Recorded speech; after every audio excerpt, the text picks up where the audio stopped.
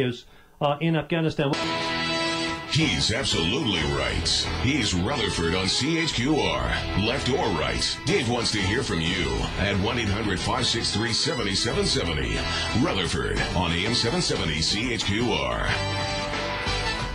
Well, we're talking about the other side of what's going on in Afghanistan, especially involving Canada. As I said, we heard about the military endeavors all the time, trying to hunt down, corral, contain the Taliban, protect citizens of Afghanistan. That's the military side. On the other side of this, through SEDA and other donors, including in this case directly SAIT, the Southern Alberta Institute of Technology, the school is proliferating.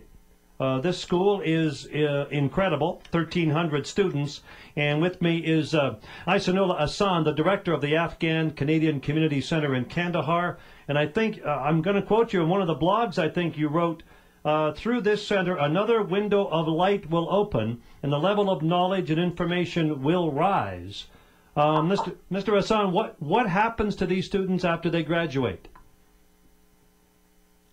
Well, these students, after they graduate, they take jobs demanding skills that they have already received at the school through the Canadian support, the Canadian institutions, education institution support. And these students then go and take jobs demanding these skills.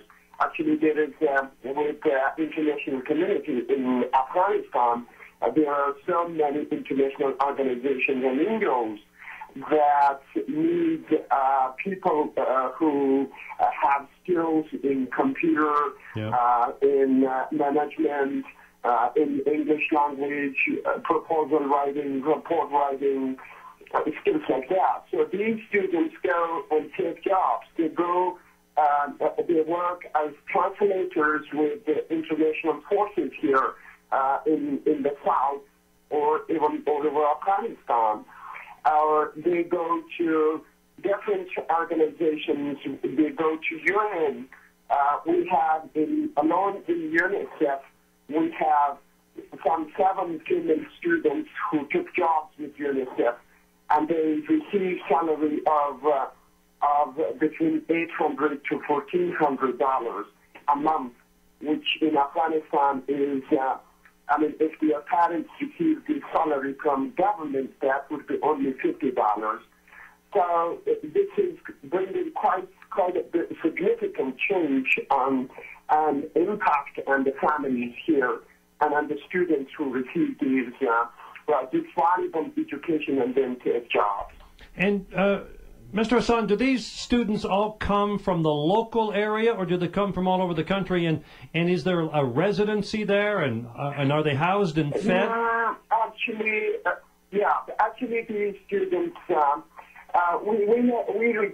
have recruited students from different parts of the city. Actually, Kandahar area, the south, and on the other word, we can say that we have recruited students all over the country, because the government servants who, for job sakes, or people who work with organizations for job sakes, they have moved to Kandahar, and they reside in Kandahar, and then they send their daughters and sons to the ECC, and then they get education here, and then they go back and take jobs.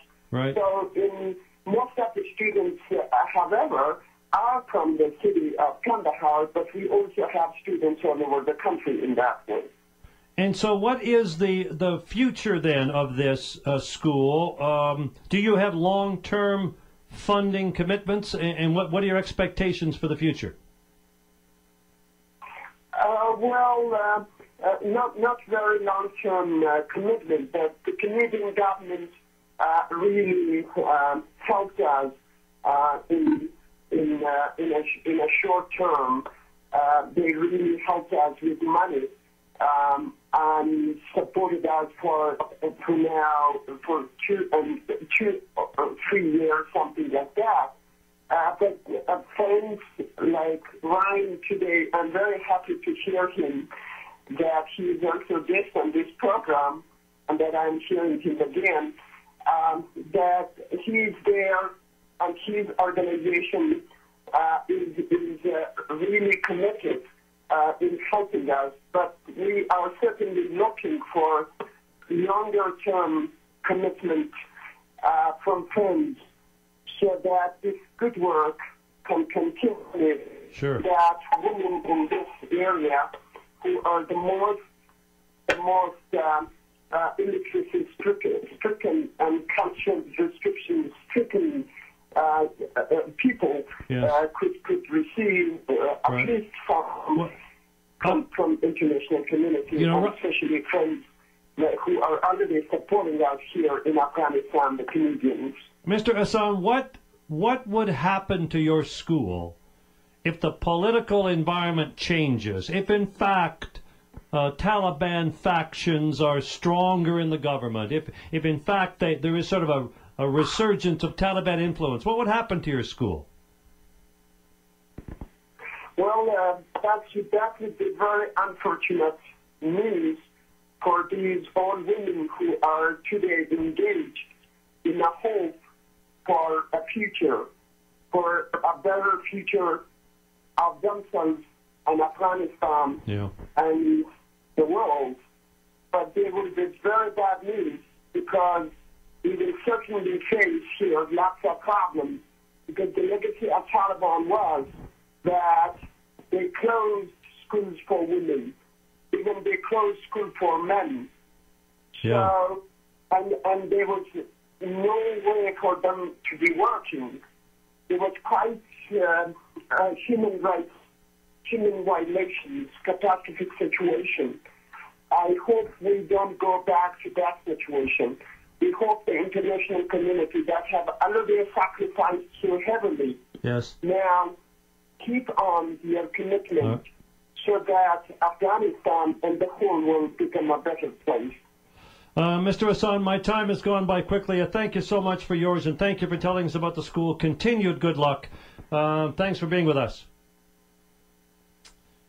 You are welcome, and thank you very much once again having me on your program. Ihsanullah Ahsan, thank you, Director of the Afghan-Canadian Community Centre in Kandahar. Ryan, stand by if you could. Ryan Aldred, I'm back right after this.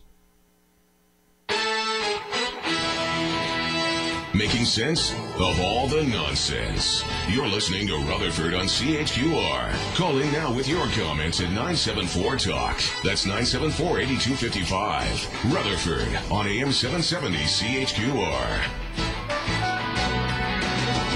Still with me, Ryan Aldred from the Canadian International Learning Foundation. Ryan, what is sort of the long-term prognosis for this school?